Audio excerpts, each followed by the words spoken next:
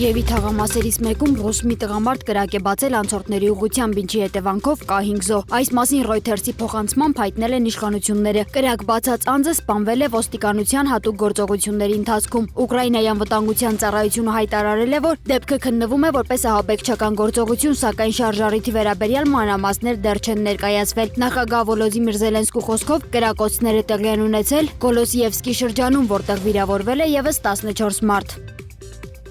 Ամերիկայի Միացյալ Նահանգների նախագահ Դոնալդ Թրամփը հայտարարել է, որ ամերիկյան զինուժը կանգնեցրել է Իրանի դրոշի ներքո նավարկող բեռնանավը, որը փորձել է անցնել Ամերիկայի Միացյալ Նահանգների կողմից սահմանված Հորմուզի նեղուցի շրջափակումը։ Նրա խոսքով նավը ներկայումս գտնվում է Ամերիկայի Միացյալ Նահանգների նավատորմի վերահսկողության տակ եւ իրականացվում է Բերի ստուգում։ Թրամփը նշել է, որ նավը նախկինում արդեն եղել է Ամերիկայի Միացյալ Նահանգների պատժամիջոցների տակ։ Իրանն իր հերթին մեղադրել է Վաշինգտոնին հրադադարի խախտման մեջ եւ հայտարարել հնարավոր պատասխան քայլերի մասին։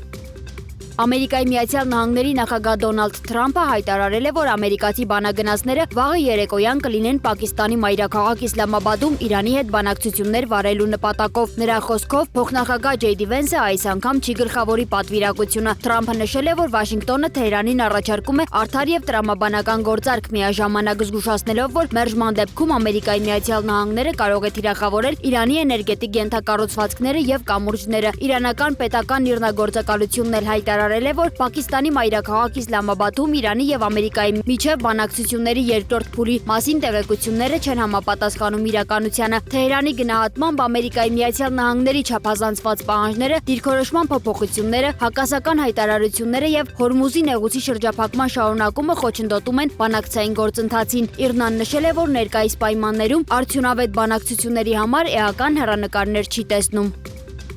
Իսրայելի պաշտպանության ուժերը հայտնել են, որ Լիբանանի հարավում մարտական գործողությունների ընթացքում զոհվել է իսրայելցի զինվոր, չնայած այս շաբաթ ուժի մեջ մտած ժամանակավոր հրադադարին։ Իսրայելական բանակի տվյալներով նույն բախումների ընթացքում վիրավորվել են եւս 9 զինվոր։ Սա Հեզբոլահի հետ վեցշաբաթյա պատերազմի ընթացքում իսրայելցի զինվորականների շարքում 15-րդ զոհն է, նաեւ երկրորդ մահվան դեպքն է, որի մասին հաղորդվում է Հարավային Լիբանանում հայտարարված 10-օրյա հրադադարից հետո։ Իրանի նախագահ Մասուդ Փեզեշքյանը խիստ քննադատել է Ամերիկայի Միացյալ Նահանգների քաղաքականությունն ու միջազգային հանրության երկակի ստանդարտները։ Նա կասկածի տակ է դրել Իրանի միջուկային ծրագրի շուրջ ամերիկյան ճնշումների իրավաչափությունը, հայտարարելով, որ որևէ պետություն իրավունք չունի այլազգին զրկել իր օրինական իրավունքներից։ Փեզեշքյանը նշել է, որ Իրանը խաղաղասեր երկիր է եւ պատերազմի չի ձգտում, իսկ իր գործողությունները ներկայացրել է որպես օրինական ինքնապաշտպանություն։ Նա նաեւ քննադատել է ՄԱԿ-ին եւ իրավապաշտպան կառույցներին տարածաշրջանային իրադարձությունների ֆոնին անգործության եւ լռության համար։